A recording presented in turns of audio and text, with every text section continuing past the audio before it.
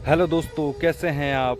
दोस्तों, आज मैं आपको एक रियल लाइफ एक्सपीरियंस बताऊंगा कि कैसे एक इंसान ने खुद को ही बेवकूफ़ बनाया। क्या आपको लगता है कि कोई इंसान खुद को ही बेवकूफ़ बना सकता है? तो ये कहानी रियल है। ये कहानी मेरे जिगरी दोस्त की है। तो दोस्तों, इसकी शुरुआत 2020 में हुई थी, जब लॉकडाउन लग गया था कोरोना की वजह से। वो एक कंपनी में काम करता था, लेकिन कोरोना की वजह से उसकी जॉब चली गई। 2021 से लेकर 22 तक उसने बहुत जगह काम किया, लेकिन 22 में आकर फाइनली उसको एक टेलीकॉम कंपनी में जॉब मिली। तो जॉब के इंटरव्यू के लिए वो लगभग पिछले हफ्ते गया। तो इंटरव्यू अच्छा हो गया। मुझसे भी उसने पूछा कि क्या करूं, इंटरव्यू के लिए जाऊं कि नहीं। तो मैंने मजाक में कह दिया कि गोलगप्पे की रेडी लगा ले, टेक्निकल गोलगप्पे वाला। तो ऐसे ही मजाक में कह दिया। वो इंटरव्यू वो दे आए, और इंटरव्यू देने के बाद जब वो वापस आ गए, तो उस दिन शुक्रवार था जब वो वहाँ गए, शुक्रवार को। तो उस दिन उन्होंने किसी कारणवश बहाना मार दिया ऊपर ऑफिस में पहुँच के कि जल्दी जाना पड़ेगा, मुझे कुछ काम है। तो वो आ गए, क्योंकि वो डबल माइंडेड थे। उनका मन था कि काम करूं कि नहीं करूं। इसी जो सोच है उसमें वो बहुत कंफ्यूज हो गए। उनकी जो कन्फ्यूजन है वो धीरे धीरे बढ़ती गई। फिर शनिवार को भी उन्होंने सोचा कि जाऊं कि नहीं जाऊं। वो ज़बरदस्ती मन से चले गए, लेकिन फिर बहाना मार दिया वहाँ के घर में श्राद्ध है, जल्दी आ गए। फिर शाम को उनको, शनिवार शाम को उनको कॉल आई और कहा कि आप आ जाएं कल संडे के दिन। फिर उन्होंने मुझे कॉल की, बोलो संडे के दिन तो मेरा मन ही नहीं कर रहा है आने का। तो मैंने भी कह दिया ऐसे ही कि चलो संडे के दिन तो सब रेस्ट करते हैं, क्यों जाना संडे के दिन, हमने कोई ठेकेदारी थोड़ी ले रखी है। तो ऐसे ही बात मैंने उनसे कह दी, वो भी मान गए। तो उन्होंने अपना फ़ोन आउट ऑफ नेटवर्क कर दिया।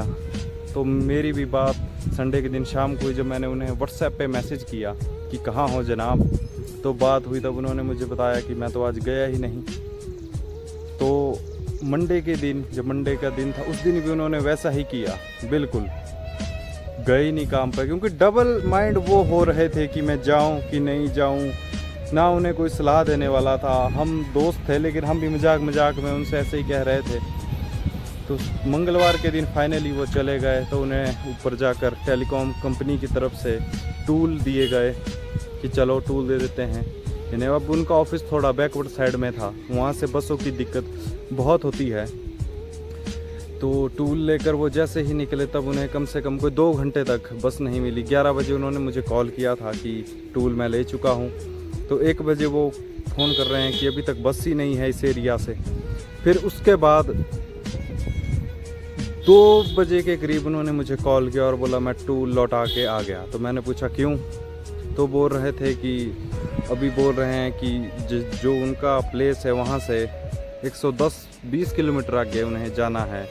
तो एक तो रहने की व्यवस्था नहीं थी, तो कई दिक्कतें थी जिन्हें उन्हें फेस करना था। एक तो सबसे बड़ी बात थी कि वो बार बार खुद से ही झूठ बोल रहे थे कि उनका मन ही नहीं था काम करने का, खुद से ही झूठ बोले जा रहे थे।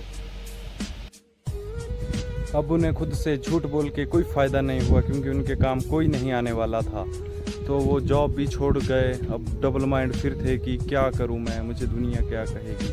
तो मैं आपको सिर्फ ये बताना चाहता हूं कि डबल माइंड ना हो, ठीक है।